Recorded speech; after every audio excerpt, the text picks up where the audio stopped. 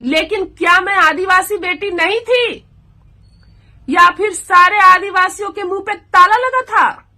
मुझे गोली मार दी गई थी, गोली, तब भी किसी के जुबान से एक शब्द नहीं निकला।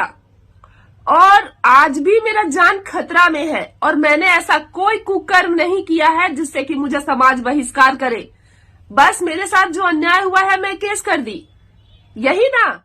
अनुसूचित जनजाति आयोग की अध्यक्ष आशा लकड़ा जी, अगर मैं आज नहीं बोली तो फिर कभी नहीं बोल पाऊंगी। मैंने एक पोस्ट देखा कि आपने निशा भगत पर जो अभद्र टिप्पणियां हो रही है, उनके पर्सनल जीवन पर जो छीछालेदर हो रही है, आपने स्वतः संज्ञान ले लिया। ये गलत हो रहा है। लेकिन क्या मैं आदिवासी बेटी नहीं थी?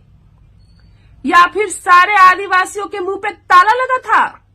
मुझे गोली मार दी गई थी, गोली, तब भी किसी के जुबान से एक शब्द नहीं निकला।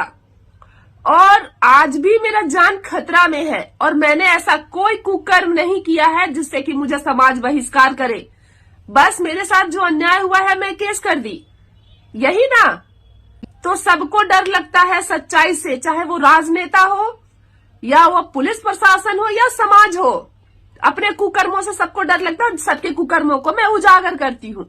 फर्क इतना है। और आप कह रही हैं कि पर्सनल लाइफ में बेटी बेचो, पर्सनल लाइफ में एक बेटी होकर के बेटी बेचो और समाज में आकर के एक अच्छा नेता बन जाओ।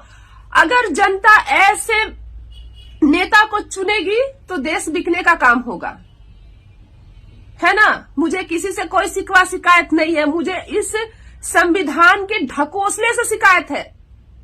इस संविधान में जितने टोटल ढांचा जो बैठे हैं ना, उनके ढकोसले से शिकायत है। और हम हमेशा गलत लोगों को चुनकर बैठाते हैं, इसलिए भुगतते हैं। मैंने क्या गलत काम किया था जो कभी कोई आदिवासी नेता, आदिवासी समुदाय या कोई भी लोग मेरे लिए खड़ा नहीं हुए? क्या किसी को गोली मार देना ये मामूली सा घटना होता है? आज धमकी क्या मिल गया उसको, धमकी क्या, वो तो आप लोग जानबूझ करके बोल रहे होंगे कि उसको धमकी मिल रहा है। उसे कौन धमकी देगा? उसकी जान को क्या खतरा हो सकती है? उसने समाज के लिए क्या काम किया है? या फिर उसने ऐसा कौन सा काम किया है जो अच्छा हो सके? यही झारखंड को लड़ाने का काम, झारखंड को जलाने का काम। ठीक है, जब आंदोलन हो रहा है कुर्मी के विरुद्ध में, तब मैं भी आदिवासी के सपोर्ट में खड़ी हूं और आज भी खड़ी हूं और आज भी कहती हूं कि कुर्मियों को आदिवासी का आरक्षण नहीं मिलना चाहिए। लेकिन इसका मतलब ये नहीं कि आप लोग गलत का सपोर्ट करें, गलत का साथ दे, कि पर्दे के पीछे गलत काम करें लोग और पर्दा के बाहर आकर के समाज का हितैषी बने। तो क्या मैं भी वही करूं तब आप मुझे अच्छा मानेंगे? वाह रे वाह, ये संविधान का ढांचा। कुछ तो शर्म करे राज्य सरकार, कुछ तो शर्म करे संविधान का ढांचा। मैं आदिवासी बेटी नहीं थी, मेरे साथ गाली गलौज नहीं हुआ, निशा भगत के साथ अन्याय नहीं हुआ। वो लोग गलत, आगे बढ़ने के लिए गलत काम कर लेती है, समझौता कर लेती है कि मैं कैसे भी आगे बढ़ जाऊं, मुझे बस मंजिल मिलना चाहिए। और मैं हमेशा से ये बोलती आई हूं कि एक स्त्री की शक्ति किसी को पता नहीं है, कि हम जरूरी नहीं कि हम किसी के साथ सोएंगे, गलत करेंगे तब हम उस पद पे बैठेंगे। यही एक स्त्री की गरिमा है। निशा भगत खुद मेरे सामने रोई, गिड़गिड़ाई।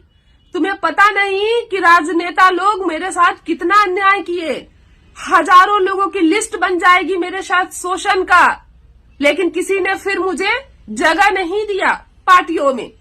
तो निशा भगत, आप पार्टी में पद पाने के लिए शोषित हुई? और अगर आप शोषित, पीड़ित थी, जो भी थी, आपने कभी भी इस पर आवाज नहीं उठाया, क्योंकि आप लोगों को लगता है कि जो हम करके आगे बढ़ते हैं बाकी महिलाएं भी वही करके आगे बढ़ती है, इसीलिए आप लोग शोषित पीड़ित के साथ खड़ा नहीं होते हैं। झारखंड को जलाने के लिए तो आप लोग खड़ा हो गए, लेकिन न्याय की बात करने के लिए आप लोग खड़ा हुए नहीं हुए।